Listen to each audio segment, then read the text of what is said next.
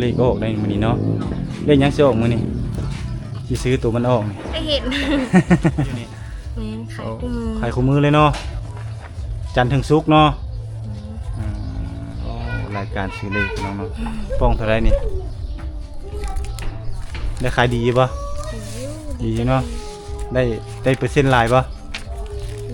มีหลายกันเลย มีหลายเปอร์เลอร์ พอได้ พอได้เงินเนาะ พอได้เงินไปซื้อขนมไปเอาเอง โอ้อ่ะยังไปโรงเรียนอยู่ป่ะโอ้เรียนห้องใดแล้วนี่ 7 ม.7 ปีนี้เนาะโอ้น้องพอได้ขายให้คนในบ้านนี่แหละเนาะไกลไปไกลมานี่แหละเนาะซื้อหยังก่อนนี่น้องหยัง แก่น ซื้อแก้นเนาะ ข้างมาเอาเงินทางที่เลขโอ้ ที่เลขเมื่อคืนนี้ก็เลยมาเอาแล้วก็ซื้อของ ซื้อต่อเลยเนาะได้หลายบ่ถึกหลายบ่ 1,000นึง ถึก1,000